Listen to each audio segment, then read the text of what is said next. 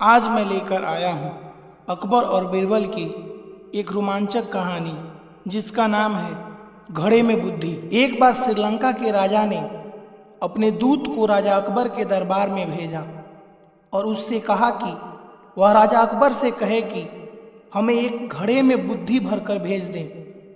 दूत ने अपने राजा के कहे अनुसार अकबर से कहा, महाराज, आपके महल में बहुत से बुद्धिमान लोग अपनी बुद्धिमत्ता के लिए विख्यात हैं, इसलिए हमारे महाराज ने आपके महल से एक घड़े में बुद्धि मांगी है।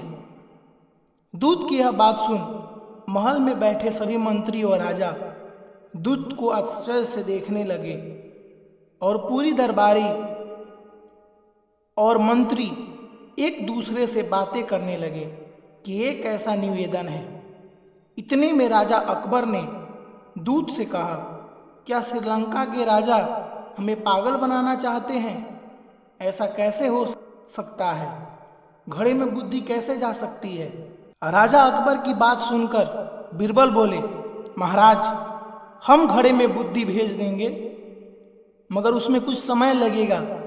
दूत ने कहा, ठीक है, हम इंतजार कर लेंगे, लेकिन बुद्धि घड़े में ही देनी होगी। बीरबल ने घर जाकर अपने सेवक से छोटे मुंह वाले घड़े लाने को कहा। सेवक 1 दर्जन घड़े लेकर आ गया। फिर उन्हें ऐसे खेत में ले जाया गया जहां पर कद्दू लगे थे।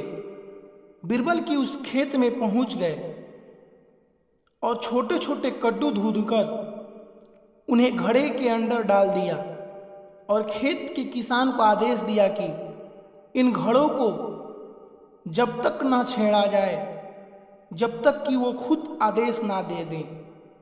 कुछ दिनों बाद बीरबल से बुद्धि के घड़े के बारे में पूछा गया तो बीरबल ने कहा, महाराज, अभी घड़ों में बुद्धि भरने में कुछ सप्ताह का समय और लगेगा, जब तक घड़े में बुद्धि अच्छी तरह भर जाएगी।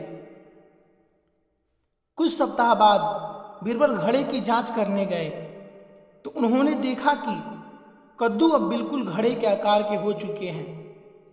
तो बीरबल ने अपने सेवक से सावधानीपूर्वक उन घड़ों को पौधों से अलग करने के लिए कहा और उन्हें दरबार में पहुंचाने का आदेश दिया। बीरबल के कहने पर श्रीलंका के दूत को दरबार में बुलाया गया।